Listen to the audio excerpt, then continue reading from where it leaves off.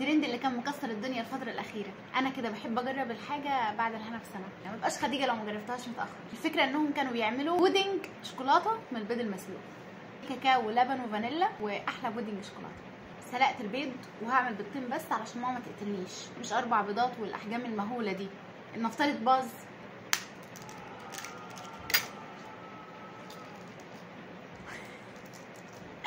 ماتش كوري عادي. المهم هقشر البيض وارجع لكم. قشرنا البيض، نجيب الخلاط نحط البيضتين في الخلاط. المفروض نحط عليهم نص كوبايه لبن. الصراحه اكبر مخاوفي انه ما يرضاش يتضرب اصلا في الخلاط. هو المفروض من نص ل3/4 كوبايه، بس اللي هي الكوبايه الصغيره مش كبيره، عشان شفت في ناس بتعمله بالكوبايه الكبيره مش بيتعمل معاها، بيطلع ليكويد خالص. نحط اللبن، فانيلا، ونكتر من الفانيلا نكتر، واصلا مش باين يعني ان انا بحط، حطيت كتير. اخر حاجه معلقه كبيره كاكاو خام. I think it's enough. اهو المنظر. بروح اضربهم وارجع لكم. فضلت فتره طويله خالص اضرب فيه، ما كانش راضي. عملت حركه غش باني ضفت معلقه سكر علشان تكسر المراره بتاعت الكاكاو الخام. نحطه بقى هنا. يا جماعه مش عارفه ازاي هدوق التخبيص اللي انا عاملاه ده. كان محتاج حاجه اصغر من كده، مش هيبان فيها. جبت له بوله اصغر علشان حسيت انه كميه هتبقى كبيره. ايه كبيره صغيره على البوله دي.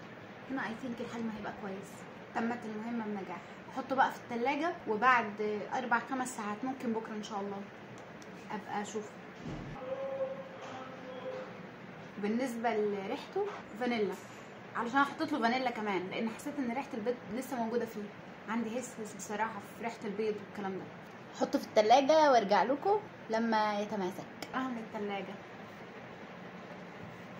ريحتها، عارفين ريحه الكريم كراميل اللي هو ريحه فانيلا واضحه، فده نفس الريحه بالظبط كانه كريم كراميل. يعني انا لو مش شايفه انه كاكاو وكده كنت هقول انه كريم كراميل اصلا.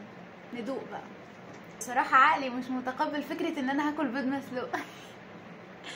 حاسه بشعور اني هتقيأ بجد لو دقته، بس مضطرين. بسم الله. لا جامد قوي. بصوا. هو ينفع ما ادوقش؟ تدوقي انت الاول. بسم الله.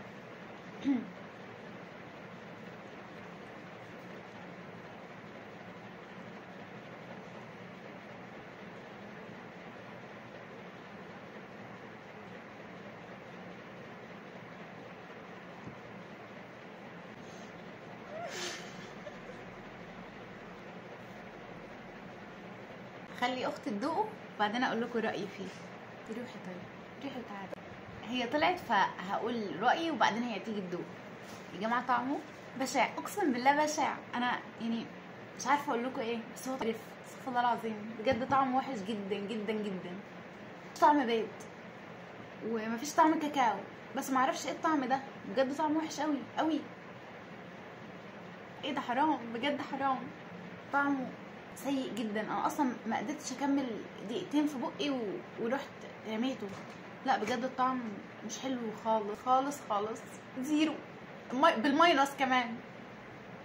هو المشكله انه ما فيهوش طعم بيض ولا في طعم كاكاو، والريحه ريحه فانيلا، ما فيهوش طعم اي حاجه، بس هو طعمه وحش جدا.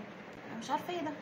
الطين اللي هنا هعمل فيهم ايه بجد. الناس اللي بتقول حلو حلو ازاي، حلو ازاي، بجد طعمه وحش قوي. ده انا حاطه له كمان معلقه سكر، تخيل لو مش حاطه له حاجه. فلو هتجربوه ما تجربوش، انا قلت لكم ما تجربوش، وطعمه وحش جدا. اسوأ حاجه هتدوقها في حياتكم بعد الفسيخ. عايزين تجربوا حظكم ومستغنيين عن البيض براحتكم عادي، جربوه. مستغنيين عن البيض، لو في كام بيضه كده مستغنيين عنهم جربوه عادي. دلوقتي مريم جت هتدوقه. اللي كبيره. دوقي، خدي دوقي قولي لي طعمه حلو ولا وحش. طعمه حلو. ايش ليها طعمه حلو ولا وحش؟ اتكلمي، حلو ولا وحش؟ مش قادره تتكلم عشان فوقها. حلو ولا وحش؟ اديله كم من 10؟ 1. انت كريمه قوي. تدوقي يا فاطمه؟ دوقي. هاي فاطمه تدوقي. ادي لفاطمه، شوف راي فاطمه. ريحته ايه؟ وحشه؟ حاسه ان ريحته اصلا كريم كراميل. وهي ريحته ايه؟ بيض؟ لا مفيهوش ريحه بيض. يلا دوقيه. قلنا هتديله كام من 10؟ كام من 10؟ سلام 2. انا قلت والله بالماينس اصلا.